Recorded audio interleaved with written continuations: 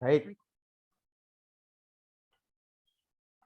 Baik Bapak Ibu, mari kita akan mendengarkan firman Tuhan. Mari kita berdoa. Demi nama Sang Bapa, Sang Anak, serta Sang Roh Kudus, Tuhan kasihanilah, Tuhan kasihanilah, Tuhan kasihanilah kami. Pada saat siang hari ini kami mengucap syukur atas segala kebaikan dan kemurahan-Mu di dalam kehidupan kami. Kalau pada saat siang hari ini kami telah memuji Engkau dan pada saat hari ini kami akan mendengarkan firman-Mu, biarlah firman-Mu lah yang akan mengajar, menyatakan kesalahan, memperbaiki kelakuan dan mendidik kami di dalam kebenaran. Sehingga kami menjadi umat kepunyaan-Mu yang senantiasa Engkau perlengkapi dalam setiap perbuatan yang baik. Tundukkanlah hati dan pikiran kami di bawah kuasa kedaulatan otoritas firman-Mu, sehingga ketika firman-Mu kami dengar, kami menerimanya dengan hati yang lemah lembut, sehingga firman itu boleh tertanam dalam hati kami, bertumbuh dan berbuah dalam kehidupan kami. Terima kasih ya Tuhan, kiranya Engkau menyertai pemberitaan firman ini dari awal sampai pada akhirnya. Di dalam nama Tuhan Yesus kami berdoa. Amin. Shalom Bapak Ibu yang dikasihi oleh Tuhan. Saya akan menampilkan PPT-nya dahulu ya. Iya. Slideshow dulu. Oke, baik. Pada hari ini Bapak Ibu, saya akan menyampaikan satu tema dalam khotbah saya yang saya beri judul When God Seems Silent. Nah, ketika Tuhan tampak diam. Ya. Kita akan sama-sama membaca terlebih dahulu dari Yohanes pasal yang ke-11. Yohanes pasal yang ke-11. Kita buka dulu bersama-sama Yohanes pasal 11. Seharusnya kita membaca dari ayat 1 sampai 45, tapi karena kebanyakan, jadi saya potong 1 sampai 15, setelah itu lompat ayat 43 sampai 45. Ya, saya akan bacakan dulu Yohanes ayat 1 sampai 15. Ada seorang yang sedang sakit, namanya Lazarus. Ia tinggal di Betania, kampung Maria dan adiknya Marta. Maria ialah perempuan yang pernah meminyaki kaki Tuhan dengan minyak mur dan menyekanya dengan rambutnya. Dan Lazarus yang sakit itu adalah saudaranya. Kedua perempuan itu mengirim kabar kepada Yesus. Tuhan, dia yang engkau kasihi sakit. Ketika Yesus mendengar kabar itu, ia berkata, penyakit itu tidak akan membawa kematian, tetapi akan menyatakan kemuliaan Allah. Sebab oleh penyakit itu anak Allah akan dimuliakan. Yesus memang mengasihi Marta dan kakaknya, maksudnya Maria, dan Lazarus. Namun setelah didengarnya bahwa Lazarus sakit, ia sengaja tinggal 2 hari lagi di tempat di mana ia berada. Tetapi sesudah itu, sesudah 2 hari maksudnya, ia berkata kepada murid-muridnya, mari kita kembali lagi ke Yudea. Murid-murid itu berkata kepadanya, Rabi, baru-baru ini orang Yahudi mencoba melempari engkau, masih maukah engkau kembali ke sana? Jawab Yesus, bukankah ada 12 jam dalam satu hari? Siapa yang berjalan dalam siang hari, kakinya tidak terantuk, karena ia melihat terang dunia. Tetapi jikalau seorang berjalan pada malam hari, kakinya terantuk, karena terang tidak ada di dalam dirinya. Demikianlah perkataannya. Dan sesudah itu ia berkata kepada mereka, Lazarus, saudara kita, telah tertidur, tetapi aku pergi ke sana untuk membangunkan dia dari tidurnya. Maka kata murid-murid itu kepadanya, Tuhan, jikalau ia tertidur, ia akan sembuh. Tetapi maksud Yesus ialah tertidur dalam arti mati. Sedangkan sangka mereka, Yesus berkata tentang tertidur dalam arti biasa. Karena itu Yesus berkata dengan terus terang, Lazarus sudah mati. Tetapi syukurlah aku tidak hadir pada waktu itu, sebab demikian lebih baik bagimu, supaya kamu dapat belajar percaya. Marilah kita pergi sekarang kepadanya. Lompat ayat 43 sampai 45. Dan sesudah berkata demikian, berserulah ia dengan suara keras, Lazarus, marilah keluar. Orang yang telah mati itu datang keluar, Kaki dan tangannya masih terikat dengan kain kapan, dan mukanya tertutup dengan kain peluh. Kata Yesus kepada mereka, bukalah kain-kain itu dan biarkanlah ia pergi. Banyak di antara orang-orang Yahudi yang datang melawat Maria, dan yang menyaksikan sendiri apa yang telah dibuat Yesus, percaya kepadanya. Amin. Itulah pembacaan ayat yang terkait dengan tema kita pada saat siang hari ini, when God seems silent, Bapak Ibu ya.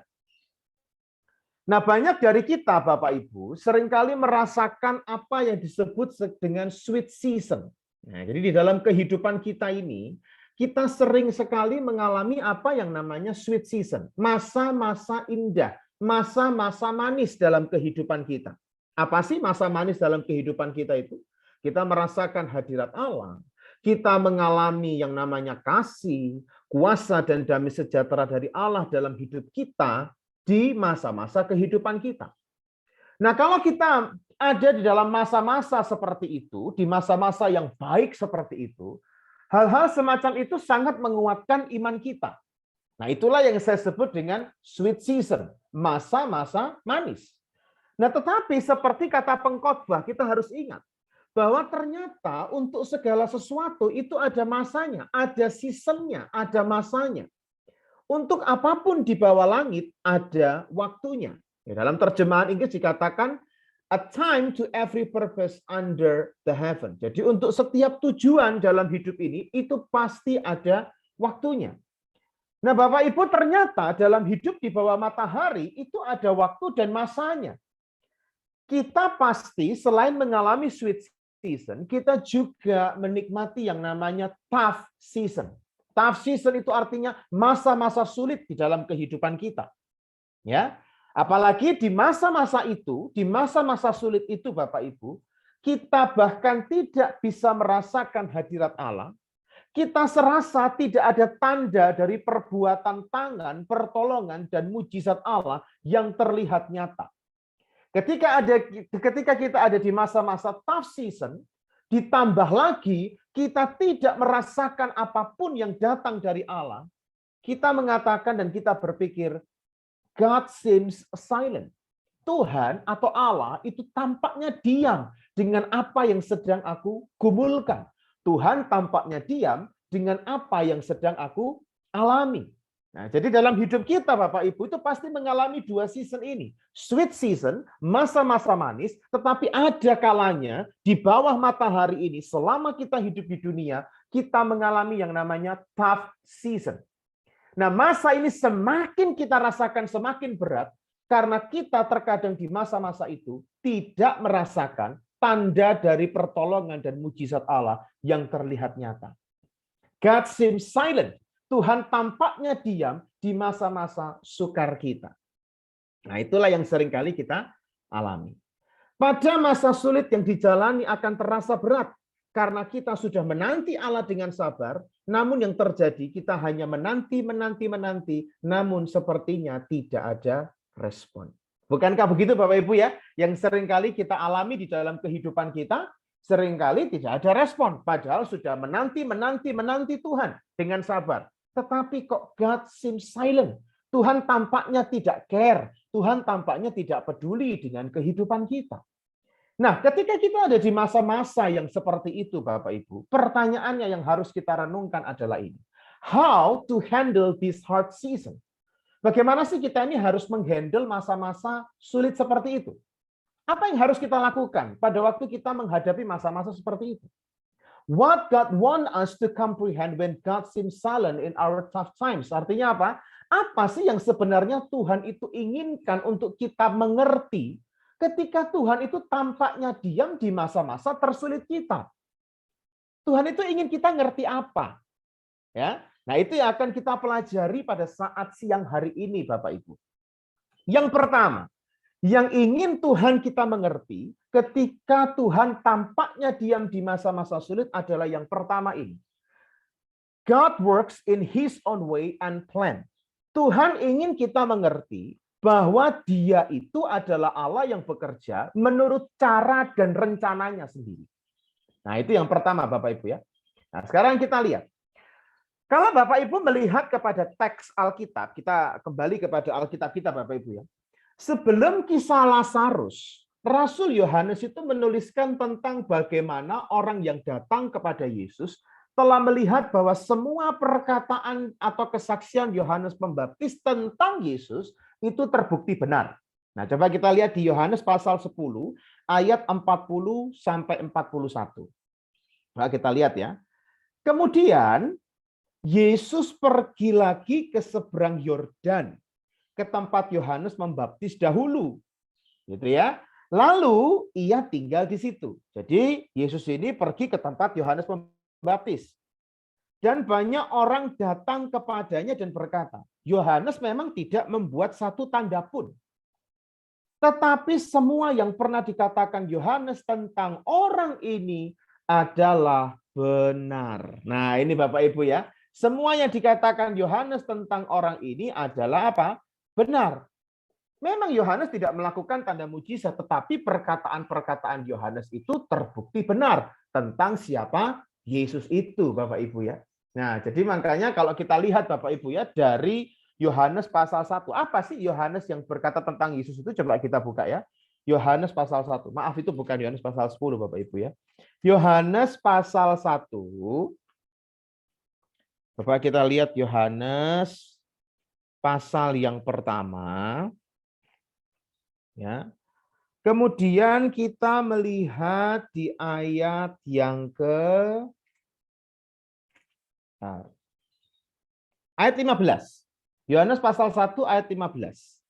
Di situ disebutkan, Yohanes memberi kesaksian tentang dia dan berseru katanya, inilah dia yang kumaksudkan ketika aku berkata, kemudian daripadaku akan datang dia yang telah mendahului aku. Nah, sebab dia telah ada sebelum aku. Secara kelahiran, Yohanes dulu yang ada di kandungan Elizabeth. Iya, toh? Yesus baru belakangan. Kan begitu ceritanya ya. Yohanes duluan yang ada, karena ini kan saudara sepupuan kan begitu kan. Jadi Yohanes dulu yang harusnya ada dalam kandungan. Baru menyusul Yesus. Tetapi Yohanes mengatakan, Yesus yang secara kelahiran itu munculnya belakangan, justru dikatakan dia telah mendahului aku, sebab dia telah ada sebelum aku. Berarti Yohanes ingin menyatakan bahwa dia adalah yang kekal.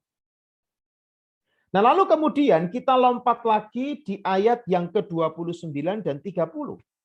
Pada keesokan harinya, Yohanes melihat Yesus datang kepadanya, dan ia berkata, lihatlah anak domba Allah yang menghapus dosa dunia. Dialah yang kumaksud ketika kukatakan, kemudian daripadaku akan datang seorang yang telah mendahului aku, sebab dia telah ada sebelum aku.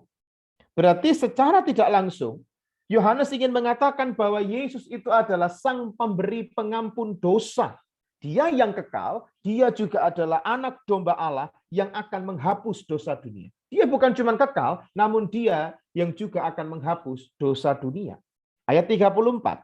Dan aku telah melihatnya dan memberi kesaksian, ia inilah anak Allah. Dia yang kekal, dia yang menghapus dosa adalah dia sang anak Allah itu. Dan kembali lagi sekarang kita ke Yohanes pasal yang ke-10.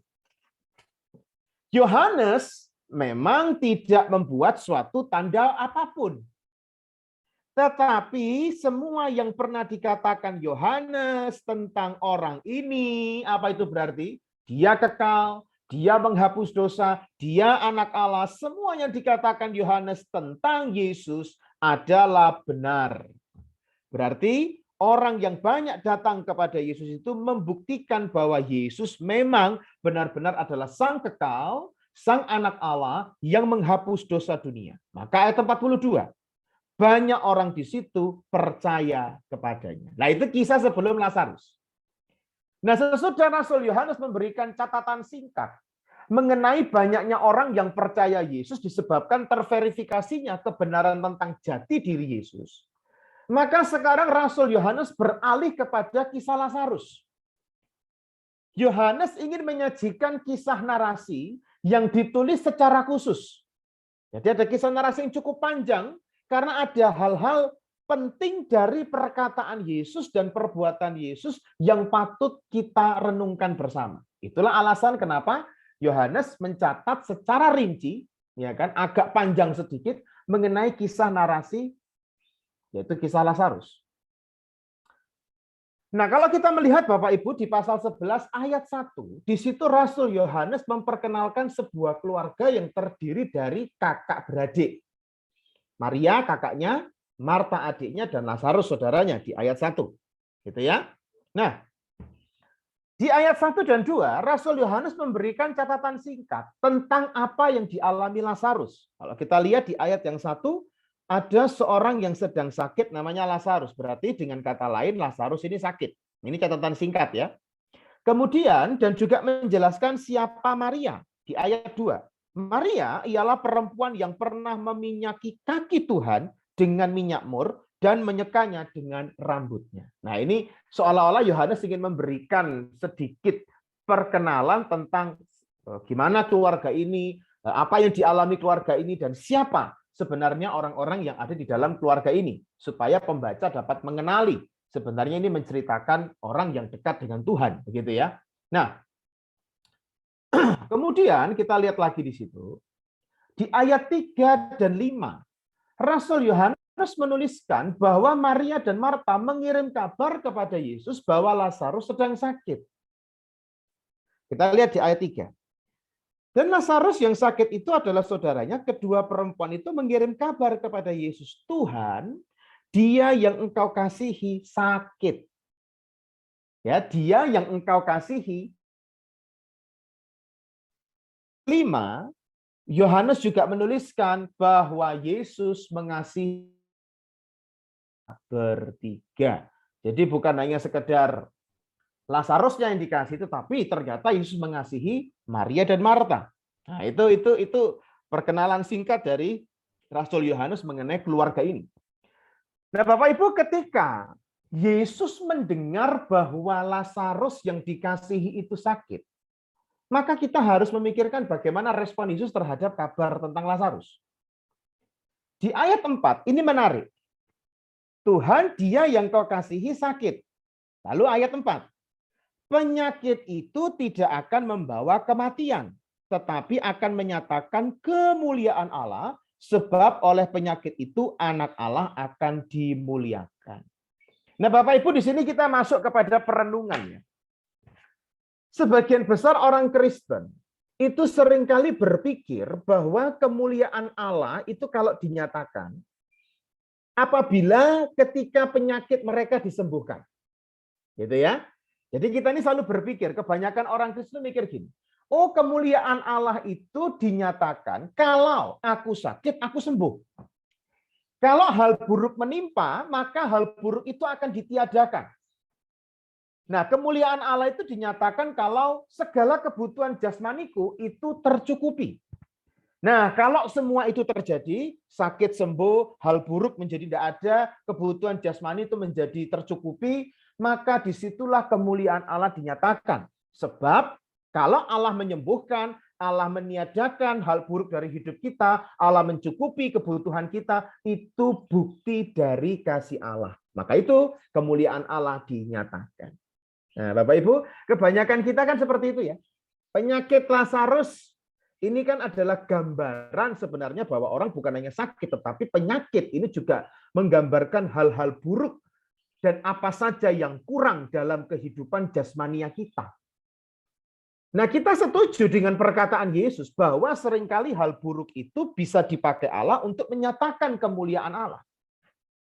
Nah, tetapi yang kita tidak bisa hindari adalah cara berpikir orang Kristen memandang bagaimana kemuliaan Allah dinyatakan, itu seringkali hanya fokus kepada satu hal itu. Sakit sembuh, hal buruk menimpa ditiadakan, kebutuhan jasmani tercukupi. Seringkali kita memandang segala sesuatu yang kurang dalam diri kita akan dinyatakan kemuliaan Allah kalau kita mengalami semua itu. Memang tidak bisa dipungkiri ya Bapak Ibu ya. Pernah ada satu kejadian di dalam Alkitab misalkan. Elia ya, kisah Elia. Coba kita buka dalam 1 Raja-Raja ya. 1 Raja-Raja dibatasi ya tadi Bapak Ibu ya yang apa namanya tadi itu Yohanes pasal 11 nanti karena kita akan bolak-balik ke situ. 1 Raja-Raja ayat yang ke-17 coba kita lihat ya. Itu Raja-Raja ayat yang ke-17. Pasal 17, sorry. Itu Raja-Raja pasal 17. Di ayat yang ke-5 sampai 6. Lalu ia pergi, ia ini Elia. Dan ia melakukan seperti firman Tuhan. Ia pergi dan diam di tepi sungai Kerit, di sebelah timur sungai Yordan. Pada waktu pagi dan petang burung-burung gagak membawa roti dan daging kepadanya dan ia minum dari sungai itu. Ya. Terus kita bandingkan lagi dengan Matius 24 ya. Matius 24 Matius pasal 4 ayat yang ke-24. Matius pasal 4 ayat yang ke-24. Maka tersiarlah berita tentang dia di seluruh Syria dan dibawalah kepadanya semua orang yang buruk keadaannya. Buruk ya Bapak Ibu ya. Apa saja yang masuk kategori buruk? Menderita pelbagai penyakit dan sengsara. Yang kerasukan, yang sakit ayan, yang lumpuh, lalu Yesus menyembuhkan mereka. Bagi kita itu menginginkan kalau kita itu diperlakukan Tuhan seperti Tuhan memperlakukan Elia. Nah, kita itu kan maunya kayak gitu toh. Nah, jadi kalau kita itu sedang di dalam kekurangan, Elia itu di Sungai Kerit, Bapak Ibu, tidak ada persediaan makanan. Ya kan? Di Kerit itu adalah padang gurun. Tidak ada persediaan makanan. Dan Tuhan menyatakan kemuliaannya dengan cara tiap hari pagi dan petang, Elia itu dikirimi makanan dari Tuhan langsung melalui burung gagak, roti dan daging. Ya, toh. Saya tidak membayangkan kalau di antara kita, Bapak Ibu ya, tiap hari Tuhan kirimkan burung gagak untuk kita itu makan roti dan daging. Nah, ya kan? Tiap hari loh Bapak Ibu. Tidak dikasih tahu batas waktunya kapan, jadi bisa saya bayangkan bahwa Elia itu tiap hari menyaksikan bagaimana pemeliharaan Tuhan itu begitu nyata di dalam kehidupan dia. Ya kan? Oh, di sini berarti apa? Kondisi kurang, ya kan? Kondisi di mana kebutuhan jasmaniahnya Elia yang kurang di Sungai Kerit itu tercukupi oleh Tuhan. Kita juga ingin Yesus itu memperlakukan kita itu ya kan, dengan menyembuhkan kita dengan segera. Ya, seperti yang dia lakukan kepada banyak orang ini. Begitu orang yang buruk dibawa kepadanya, lalu menyembuhkan mereka semua. Kita maunya kan yang Tuhan lakukan itu selalu seperti itu. Kalau aku dalam kondisi buruk, aku punya masalah, aku punya pergumulan hidup, datang ke Tuhan langsung dengan segera, dengan instan, aku diselesaikan masalahnya, aku disembuhkan oleh Tuhan. Cara kita memandang kemuliaan Allah dinyatakan itu kan seringkali seperti itu. Itu tidak salah. Allah bisa melakukan seperti itu, gitu ya. Nah, tetapi kita harus melihat kalimat daripada Yesus ini dengan seksama. Saya ulangi di sini. Penyakit itu berarti hal buruk ya, hal yang kurang Bapak Ibu ya, akan menyatakan kemuliaan Allah. Kenapa dikatakan menyatakan kemuliaan? Sebab oleh penyakit itu anak Allah akan dimuliakan. Nah, sekarang kita lihat satu persatu. Perkataan di sini kita bedah Bapak Ibu ya. Yesus menyetarakan kemuliaan Allah sama dengan anak Allah dimuliakan. Ya. Jadi ini ada kesetaraan. Jadi kalau kemuliaan Allah dinyatakan, di saat itu pula lah anak Allah dimuliakan. Gitu ya. Atau ketika anak Allah dimuliakan, bisa kebalikannya. Di saat yang bersamaan itulah kemuliaan Allah dinyatakan. Nah, hal ini berarti kemuliaan Allah dinyatakan pada saat anak Allah dimuliakan, di mana Yesus merujuk pada dirinya sendiri, yaitu natur kealahannya. Makanya dia menyebut dirinya sebagai anak Allah. Nah, jadi dengan kata lain, penyakitnya Lazarus itu akan menyatakan kemuliaan Allah. Apa alasannya? Karena melalui penyakit Lazarus, Yesus dalam kealahannya itu akan dimuliakan. Dia tidak mengatakan oleh penyakit itu anak manusia akan dimuliakan. Tidak. Yesus sering berkali menyebut dirinya kalau tidak anak manusia pasti anak Allah. Selalu berganti-gantian seperti itu. Nah, tetapi kali ini untuk urusan penyakit Lazarus, Yesus mengatakan melalui penyakit Lazarus, kemuliaan Allah akan dinyatakan. Ketika kapan? Pada saat anak Allah dimuliakan. Berarti anak Allah ini siapa? Yaitu Yesus sendiri. Dan ketika Yesus merujuk dirinya sebagai anak Allah, ini berarti sama saja Yesus sedang merujuk kepada natur kealahannya. Nah, pertanyaannya sekarang adalah begini. Mengapa Yesus menyebut dirinya sebagai anak Allah? Nah, itu Bapak Ibu ya, itu harus kita pertanyakan ya. Karena seringkali kita hanya mengenal oh Yesus, Yesus saja. Tapi kita tidak pernah paham, ya kan, atau kurang paham mengenai apa artinya Yesus sebagai anak Allah. Nah, Bapak Ibu, kata anak Allah itu adalah bahasa antropomorfisme. Apa artinya? Antropomorfisme itu adalah bahasa-bahasa atau sifat kemanusiaan yang dipakaikan kepada yang bukan manusia. Misal, anak, kata anak, itu adalah bahasa yang lumrah di antara manusia. Tetapi ketika dipakaikan kepada yang bukan manusia menjadi anak bangsa, lah misalkan kayak gitu. Atau anak kunci, gitu Bapak Ibu ya. Nah, misalkan hal-hal semacam itu. Nah, itu adalah bahasa antropomorfis. Menggunakan bahasa-bahasa atau sifat kemanusiaan kepada yang bukan manusia. Nah, sekarang ada bahasa antropomorfis yang dikenakan kepada Sang Kristus, yaitu siapa? Anak Allah. Mengapa Yesus disebut anak Allah? Apa artinya Yesus adalah anak Allah? Artinya adalah bahwa Yesus sebagai Sang Firman yang berdiam dalam hakikat Allah yang esa seolah-olah seperti dikandung. Nah, gitu loh. Yesus itu siapa sih jati dirinya? Yesus itu adalah jati dirinya sebagai Sang Firman Allah. Di mana dia berdiam? Yesus sebagai Sang Firman, ya, jati diri Yesus adalah Sang Firman. Sebagai Sang Firman, dia itu berdiam di dalam hakikat Allah yang esa. Nah, berdiamnya Yesus itu, berdiamnya Sang Firman dalam hakikat Allah yang esa itu, seolah-olah seperti dikandung. Nah, gitu ya. Dan ketika firman itu dinyatakan keluar atau diucapkan, seolah-olah seperti diperanakkan dari hakikat Allah itu sendiri. Misalkan kayak saya. Perkataan saya ini berdiam di dalam diri saya. Nah, karena perkataan saya itu berdiam dalam diri saya, maka perkataan saya itu seolah-olah seperti dikandung dalam diri saya. Nah, ketika saya mulai ngomong, ketika saya mulai berucap, maka saya sedang menyatakan perkataan saya. Nah, ketika saya sedang menyatakan perkataan saya keluar, itu seolah-olah seperti diperanakkan dari dalam diri saya. Nah, demikian juga dengan Yesus dalam jati dirinya sebagai Sang Firman. Yesus sebagai Sang Firman itu berdiamnya di mana? Berdiamnya di dalam diri Allah yang esa itu. Seperti perkataan saya tinggal dalam diri saya. Nah, dalam pengertian itu, firman seolah-olah dianggap kayak dikandung. Nah, ketika firman dinyatakan keluar, ketika firman itu diucapkan keluar, maka seolah-olah firman itu seperti diperanakkan keluar dari hakikat Allah yang esa itu sendiri. Dalam pengertian semacam inilah, firman itu disebut sebagai anak Allah.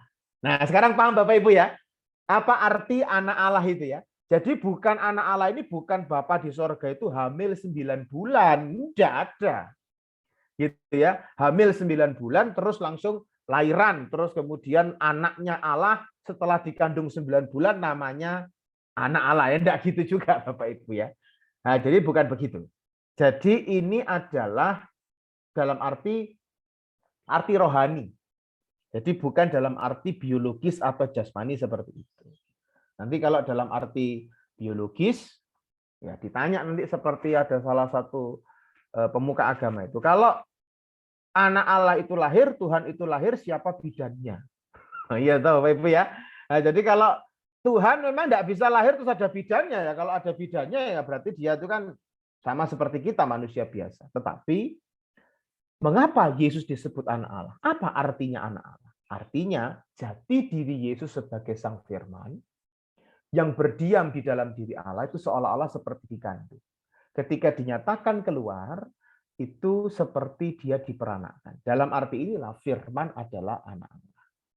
Nah, oleh karena firman atau oleh karena sang anak itu sehakikat dengan Allah yang esa, maka sang anak memiliki sifat yang identik sama dengan Allah itu sendiri.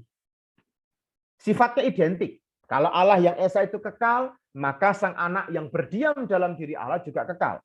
Kalau Allah itu berkuasa, maka sang anak yang ada di dalam diri Allah sifatnya pasti identik sama-sama berkuasanya. Nah, gitu Bapak Ibu ya. Jadi sebagaimana Allah, demikian pula lah sang anak. Nah, itulah sifat identik sama. Nah, dalam pengertian itulah sang anak disebut sebagai gambar Allah. Nah, dalam pemahaman semacam inilah Bapak Ibu, Yesus merujuk dirinya sebagai anak Allah. Melalui penyakit Lazarus, keberadaan diri Yesus sebagai Sang Firman yang memiliki sifat identik yang sama dengan Allah itu, karena dia adalah gambar Allah dan anak Allah, maka dia sebagai Sang Firman yang memiliki sifat yang sama identiknya dengan Allah itu, kalau Allah berkuasa, maka dia juga berkuasa. Itu akan dinyatakan melalui penyakit Lazarus. Nah, kurang lebih begitu Bapak Ibu cara berpikirnya. Nah, kenapa hal ini penting? Karena kalau kita melihat dalam 2 Korintus pasal 5, Bapak Ibu ya, coba kita melihat 2 Korintus pasal yang ke-5. Ayat yang ke-16. Di situ dikatakan, sebab itu kami tidak lagi menilai seorang juga pun menurut ukuran manusia. Dan jika kami pernah menilai Kristus menurut ukuran manusia, sekarang kami tidak lagi menilainya demikian. Artinya apa? Banyak orang Bapak Ibu hanya menilai Kristus secara manusiawi. Oh, Yesus itu cuma nabi. Yesus itu tidak ada bedanya dengan guru moral. Yesus itu cuma manusia biasa yang diberikan kemampuan untuk melakukan tanda mujizat. Banyak orang di luar sana yang hanya menilai Yesus sebagai manusia. Banyak orang di luar sana menilai Yesus menurut ukuran manusia. Dan pada waktu itu pula banyak orang Yahudi yang hanya memandang Yesus sebagai manusia biasa. Tidak banyak orang yang mampu melihat, menembus sisi kemanusiaannya dan memahami bahwa dia ini adalah Allah itu sendiri. Tidak banyak orang yang mampu menembus dan melihat bahwa dia ini adalah sang anak Allah yang sifatnya identik sama dengan Allah itu sendiri karena dia adalah sang firman yang berdiam dalam diri Allah. Tidak ada orang yang mampu melakukan itu dari orang-orang Yahudi di masa itu. Karena itu untuk menyatakan siapa dia yang sebenarnya, menyatakan sifat yang identik sama dengan Allah, menyatakan bahwa dia adalah sang anak Allah yang berdiam dalam diri Allah dan berasal dari Allah, untuk menyatakan bahwa dia adalah sang gambar Allah itu sendiri, maka Yesus menggunakan penyakit daripada Lazarus ini. Sang anak Allah akan dimuliakan melalui penyakit Lazarus karena keilahiannya atau kealahannya akan ditampakkan melalui penyakit Lazarus. Nah, ayat 6 Bapak Ibu, setelah Yesus mengatakan hal semacam itu, kembali kepada Yohanes pasal 11 ayat 6. Namun setelah didengarnya bahwa Lazarus sakit, ia sengaja tinggal 2 hari lagi di tempat di mana ia berada. Menariknya adalah, ketika Yesus mengatakan penyakit Lazarus itu akan membuat anak Allah dimuliakan atau kemuliaan Allah dinyatakan, ternyata untuk menyatakan kemuliaan Allah atau pemuliaan anak Allah itu sendiri melibatkan kesengajaan dari Yesus untuk menunda menyembuhkan penyakit Lazarus. Penundaan ini adalah rencana dan cara Yesus sendiri untuk menyatakan kemuliaan Allah dan pemuliaan ke anak Allahannya. Apa dampak penundaannya? Di ayat 14 jelas Lazarus sudah mati. Nah, Bapak Ibu, ini tampak kontras dengan ucapan Yesus di ayat yang keempat. Di ayat yang keempat Yesus bilang, penyakit itu tidak akan membawa kematian. Tetapi setelah 2 hari lewat, ternyata mati juga Lazarus. Bagaimana kita menyelesaikan pemahaman hal ini? Berarti Yesus tidak konsisten dong. Berarti ucapan Yesus tidak terjadi dong. Katanya tidak akan mati, tapi kok mati juga. Bagaimana memahami teks ini? Seorang uskup Cyril, ya namanya Cyril, dia dari Alexandria Mesir, dia adalah penerus dari penginjil Markus, dia menyatakan hal ini mengenai ayat 14 dan 4 ini. Allah telah memberitahu sebelumnya apa yang seharusnya akan terjadi. Karena ia melihat bahwa akhir dari peristiwa ini ialah untuk kemuliaan Allah. Hal ini tidak berarti penyakit yang datang atas Lazarus adalah demi alasan agar ia dimuliakan. Jadi dia mau mengatakan Bapak Ibu juga jangan berpikir bahwa kalau Bapak Ibu mengalami masa sulit, kalau Bapak Ibu mengalami masa sakit, jangan punya anggapan bahwa Allah yang memberikan penyakit ini supaya Allah itu dimuliakan. Jangan punya pikiran semacam itu. Nah, kurang lebih Cyril ingin mengatakan itu. Kenapa? Karena kalau kita mengatakan seperti itu merupakan suatu kebodohan. Tetapi yang benar adalah mikirnya gini. Penyakit itu sudah ada, namun ia melihat bahwa penyakit itu nanti akan membawa hasil yang ajaib pada akhirnya. Masalah Bapak Ibu sudah ada, karena kita tinggal di dunia yang memiliki batasan masa dan waktu. Ada waktu manis, ada waktu sulit. Kita pasti akan mengalami masa-masa sulit. Tetapi yakinlah Bapak Ibu bahwa Tuhan itu melihat hasil akhir dari apa yang Bapak Ibu alami, yaitu hasil yang ajaib. Amin Bapak Ibu ya. Nah, jika ia mengatakan bahwa kematian Lazarus tidak akan membawa kematian dan Lazarus tetap mati, maka tidak perlu heran akan hal itu. Melihat hasil akhir dari kejadian itu dan melihat bagaimana ia membangkitkannya, kita tidak mempertimbangkan apapun yang terjadi pada jarak antara sakit hingga mati. Tetapi kita hanya memperhatikan bagaimana hasil akhirnya.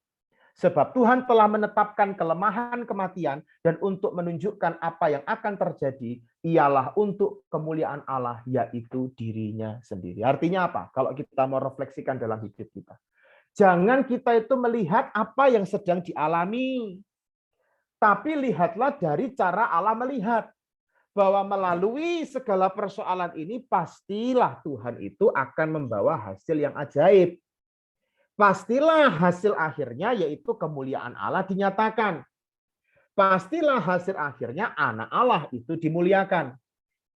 Itulah yang seharusnya kita lihat ketika kita ada di dalam pergumulan hidup, Bapak Ibu. Nah, apa tujuan Kristus sengaja menunda? Ayat 15, supaya kamu dapat belajar percaya. Coba kita lihat di ayat 15, Bapak Ibu ya. Tetapi syukurlah aku tidak hadir pada waktu itu. Sebab demikian lebih baik bagimu supaya kamu dapat belajar percaya. Nah Bapak Ibu, seringkali kita menganggap percaya itu haruslah membawa hasil yang instan. Seringkali kita mikir gitu. Namun akan sangat sulit bagi kita untuk percaya ketika permohonan yang dinanti-nantikan itu tertunda untuk beberapa waktu lamanya. Ayo kita jujur Bapak Ibu ya. Kita ini akan menyebut diri kita orang percaya kalau kita doa langsung hasilnya instan. Kita pasti mikirnya gitu. Oh berarti aku adalah orang yang beriman sejati. Kita pasti mikirnya gitu. Tapi beda halnya. Kalau kita mengatakan saya orang percaya. Tapi permohonan yang dinantikan justru tertunda untuk datang. Bahkan ketika permohonan kita itu tertunda untuk dijawab, kita mempertanyakan kasih Allah. Apalagi kalau keadaan kita semakin memburuk dan membuat terpuruk. Kok pertolongan Tuhan tidak kunjung datang? Kita lebih ingin Allah bekerja seperti yang ia kerjakan untuk Elia. Kita jadi orang Kristen itu seringkali lebih ingin Kristus dengan segera menyelesaikan penderitaan kita secara instan. Tapi kita tidak pernah mau jika Allah menunda untuk menjawab doa dan membiarkan kita menunggu. Kita nggak akan suka itu. Ketika kita ingin Allah merespon secara instan pergumulan hidup kita, Bapak Ibu, maka sesungguhnya kita tidak benar-benar ingin kemuliaan Allah dinyatakan. Ketika kita ingin Allah merespon secara instan pergumulan hidup kita, kita tidak benar-benar ingin anak Allah dimuliakan.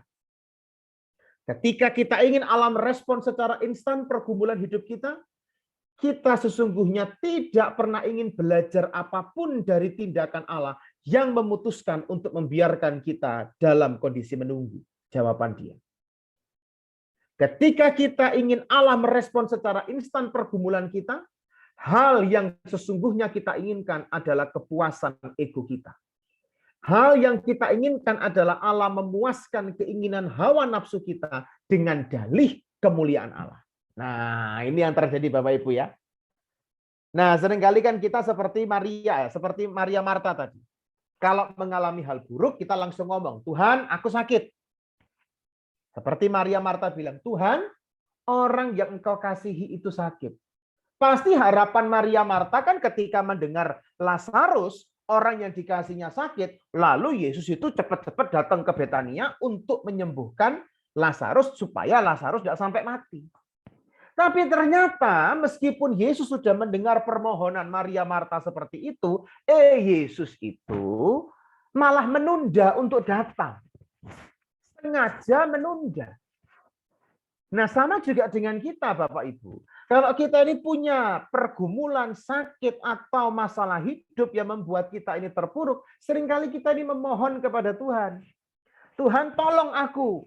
Tuhan, tolong sembuhkan aku. Tuhan, ini masalahku, tolong selesaikan. Tuhan, ini kebutuhan jasmani aku, tolong cukupi.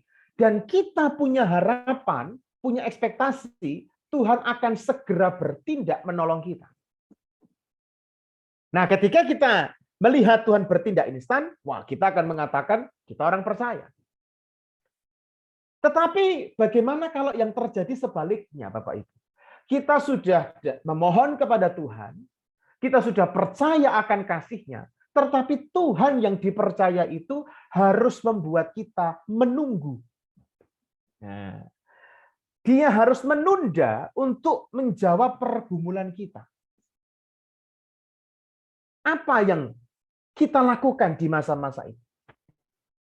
Tetap belajar percaya dan tetap berharap bahwa hasil akhirnya nanti anak Allah dimuliakan atau kemuliaan Allah dinyatakan, atau apa?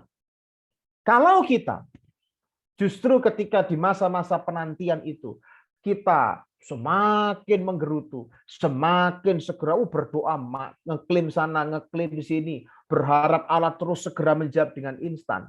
Kalau kita tidak ingin Allah membiarkan kita di dalam pergumulan, maka sebetulnya kita itu, yang kita inginkan itu adalah kepuasan ego kita. Dengan dalih kemuliaan Allah. Nah, hati-hati Bapak Ibu ya.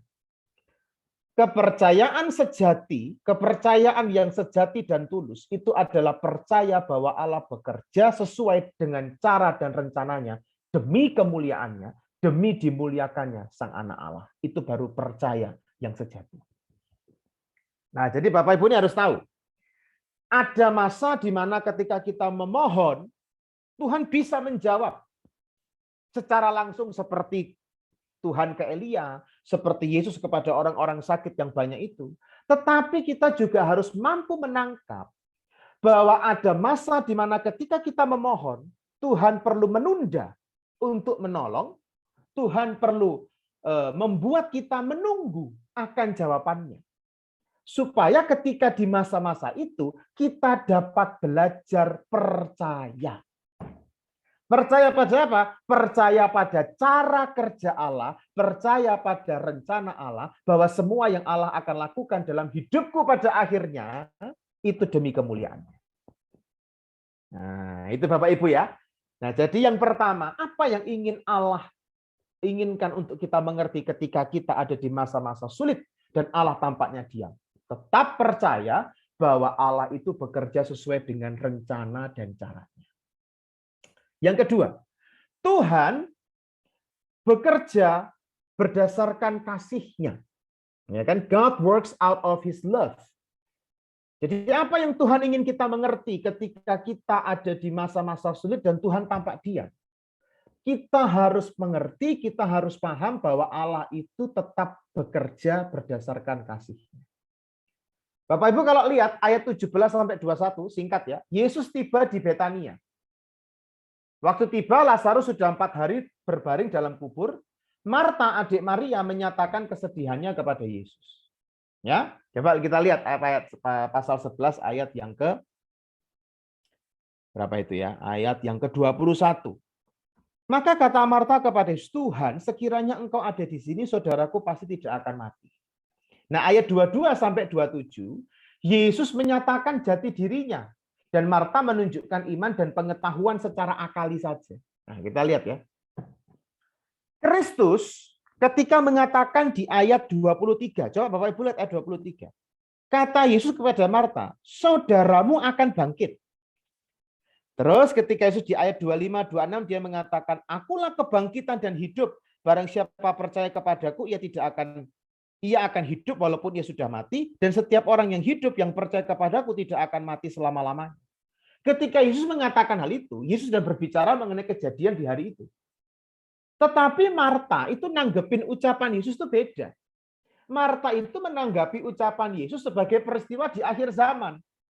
Marta itu hanya menunjukkan pengetahuannya. Waktu Yesus bilang, saudaramu akan bangkit. Ayat 24 dia bilang apa? Ya, aku tahu dia bangkit, tapi bangkitnya di akhir zaman. Waktu Yesus bilang, akulah kebangkitan dan hidup. Kalau percaya kepadaku tidak akan mati, walaupun dia akan hidup walaupun dia sudah mati. Jawabannya apa? Ya, aku percaya. Engkau Mesias, anak Allah, dia yang akan datang ke dalam dunia. Yesus itu menyatakan jati dirinya untuk peristiwa hari itu yang akan dia lakukan. Tetapi Marta justru nanggepinya jauh, itu untuk akhir zaman. Seolah-olah Marta itu dalam kesedihannya ingin ngomong kayak gini. Iya, aku tahu semua perkataanmu benar, Lazarus akan bangkit. Tapi pasti itu di akhir zaman kan? Aku juga percaya siapa dirimu yang sebenarnya, aku juga percaya kuasamu. Tapi semuanya itu akan dinyatakan di masa yang akan datang, toh. Tapi faktanya sekarang Lazarus sudah mati dan engkau nggak ada di sini pada saat dia sakit. Andai kata engkau ada di sini, ia pasti tidak akan mati. Kan kira-kira kayak gitu Marta itu ngomong. Bapak Ibu, ini apa yang terjadi dengan Marta sebetulnya adalah ini. Keputusasaan dan kehilangan harapan karena kesedihan yang mendalam telah menutup mata rohaninya dari melihat Sang Kristus anak Allah dan kuasanya yang tanpa batas. Itulah yang terjadi dengan Marta. Makanya Yesus ngomong apapun, dia hanya menanggapi secara iman dan pengetahuan akal saja. Seolah-olah kematian fisiknya Lazarus itu juga adalah turut sertanya kematian dan harapan akan adanya pemulihan dari Allah. Kita kadang kayak gitu Bapak Ibu ya. Begitu kita dalam pergumulan, begitu sampai bergumul doa kok sepertinya nggak dijawab, sampai bangkrut. Ibarat kayak kematian fisiknya Lazarus, sampai bangkrut. Kita serasa sudah matilah harapanku, tidak ada lagi pemulihan dari Allah. Betul Bapak Ibu ya? Ketika dokter mungkin mendiagnosa usianya tidak lama ini. Harapan akan Kristus itu tiba-tiba menjadi sirna. Itulah yang terjadi dengan Marta. Meskipun ucapannya sangat rohani Bapak Ibu ya. Aku tahu ada kebangkitan. Ya aku percaya engkau siapa, aku percaya kuasamu. Marta ngomongnya rohani. Tetapi ketika dia mengucapkan itu, dia mengucapkan dalam keputusasaan dan mata rohani yang tertutup. Sehingga dia tidak melihat siapa Kristus yang sebenarnya. Sehingga apapun yang diucapkan Yesus bagi dia itu tidak masuk. Beda halnya dengan Maria. Maria di ayat 32 adalah orang yang pernah meminyaki kaki Yesus dan menyeka dengan rambutnya. Datang kepada Yesus dengan tersungkur dan menyatakan kesedihan. Lihat respon Yesus apa? Yesus melihat Maria menangis, maskulah hatinya, dan menangislah Yesus. Wah, beda Bapak Ibu ya. Ketika Maria yang datang. Maria adalah orang yang pernah duduk dekat kaki Yesus mendengarkan seluruh keindahan perkataannya. Maria adalah perempuan yang telah merendahkan dirinya untuk menyambut dan memperlakukan Kristus dengan hormat. Ketika orang seperti ini tersungkur dalam kehancuran hati, menyatakan kesedihannya, maka Kristus pun turut merasakan kepedihan hati Maria. Kristus tidak berubah. Kristus tetap mengasihi Maria, Marta, dan Lazarus. Penundaan untuk menjawab permohonan kedua perempuan tidak membuktikan bahwa ia berkurang dalam kasihnya kepada mereka. Namun yang kita harus ingat Bapak Ibu, ia bertindak menurut cara dan rencananya dalam kasihnya. Kasihnya lah yang membuat ia bertindak, datang ke Betania, dan untuk membangkitkan Lazarus. Bapak Ibu, ketika pergumulan hidup diizinkannya terjadi sampai membuat kita tidak berdaya lagi, dan Tuhan tampak diam, maka ia ingin kita tetap berharap kepadanya. Sebab ia tetap berkarya dalam kasih-Nya kepada kita. Bapak Ibu, pesan yang kedua. Apa yang Tuhan ingin mengerti ketika Tuhan tampaknya diam di masa-masa sulit kita? Tetap pahamilah bahwa Allah bekerja berdasarkan kasih-Nya. Kalau Bapak Ibu sekarang sedang memohon sesuatu atau dalam pergumulan hidup yang sudah ditunggu-tunggu namun kok tidak kunjung datang, jangan biarkan harapan dan kepercayaan Bapak Ibu pupus. Jangan biarkan Bapak Ibu itu menjadi mempertanyakan atau meragukan kasih-Nya. Tetaplah terus belajar percaya bahwa Tuhan itu bertindak menurut cara dan rencananya dalam kasih-Nya untuk Bapak Ibu semua. Pahamilah hal itu Bapak Ibu ketika Bapak Ibu dalam masa sulit dan Tuhan serasanya tampaknya diam. Yakinilah bahwa Allah tetap bekerja dalam kasih-Nya untuk Bapak Ibu. Yang terakhir, apa yang Tuhan ingin mengerti ketika Tuhan tampaknya diam di masa-masa tersulit kita? Yaitu Tuhan ingin kita memahami bahwa Allah bekerja dalam hidup kita. Itu sasarannya cuma satu. Untuk menunjukkan jati dirinya kepada kita. Ayat 4, Kristus mengatakan, kemuliaan Allah akan dinyatakan, anak Allah akan dimuliakan. 25-26, Kristus mengatakan bahwa dirinya adalah sang kebangkitan dan hidup. Mereka yang mati dalam iman kepada Dia akan hidup. Dan mereka yang masih hidup serta beriman kepadanya tidak akan mati. Artinya, semua orang yang dalam Kristus akan selamanya hidup. Itu intinya Yesus. Ayat 41-42. Kristus berdoa kepada Bapanya bahwa apa yang dilakukan kepada Lazarus akan menunjukkan bahwa Kristus sang anak Allah yang berasal dari Bapa itu sendiri. Ayat 43-44. Yesus memanggil Lazarus, Lazarus yang mati dalam percayanya kepada Kristus bangkit dan menjadi hidup kembali. Itu secara kesimpulan ayat dari yang kita baca. Nah, hal ini Bapak Ibu membuktikan bahwa Kristus berkuasa bukan hanya pada yang hidup, namun juga berkuasa pada yang mati. Maut tidak berkuasa menahan Lazarus, sehingga maut pun harus melepas cengkeramannya dari Lazarus pada saat Kristus memanggilnya. Kekalahan maut juga terjadi ketika Dia, Yesus, bangkit dari antara orang mati. Perbedaan kematian Lazarus dengan Kristus terletak pada keadaan kematian. Lazarus mati karena maut menjadi bagian dalam hidup manusia. Tapi Kristus mati karena Ia menyerahkan nyawanya untuk mengalahkan iblis, maut, dan dosa. Itu bedanya. Dan supaya apa Bapak Ibu? Yesus melakukan itu supaya setiap orang yang percaya dan dibaptiskan di dalam Dia dapat disatukan dalam kematian dan kebangkitannya. Disatukan dengan kematian artinya mati bagi dosa satu kali untuk selamanya. Disatukan dengan kebangkitannya artinya kita terbebas dari cengkraman maut iblis yang berkuasa atas maut sehingga kita menjadi milik Kristus selama-lamanya. Kebangkitan Kristus membuktikan maut tidak berkuasa atas dirinya. Setiap orang yang disatukan dalam kebangkitannya berarti disatukannya kita dengan sang kebangkitan dan hidup. Maka kita satu dengan kebangkitan dan kehidupan Kristus, di mana maut tidak dapat mencengkram orang-orang yang telah satu dengan Kristus. Mereka yang telah satu dengan Kristus mengalami kebangkitan di dunia, memiliki hidup yang baru, dan di dunia yang akan datang dibangkitkan dan mengenakan tubuh kebangkitan. Bapak Ibu, kalau kita mengalami masa tersulit, kalau Kristus saja sudah melakukan kepada kita sedemikian rupa, bahwa maut tidak berkuasa atas dirinya, bahwa maut pun juga tidak berkuasa atas Lazarus, bahwa maut pun juga tidak berkuasa atas kita yang sudah ada di dalam Dia. Mengapa kita meragukan kalau kita ada di dalam masa sulit? Ketika Tuhan nampak diam dalam masa-masa pergumulan kita, maka kita dilatih untuk percaya kepada jati dirinya dan tertuju pada pemuliaan anak-anak. Itulah yang Tuhan ingin agar kita alami dan pahami. Maka saya simpulkan dengan satu kalimat seperti ini. Terkadang agar kita dapat belajar percaya, Kristus mengajar kita dengan cara membiarkan kita berada dalam pergumulan untuk beberapa waktu lamanya, hingga tak ada satupun usaha yang kita dapat upayakan di sana.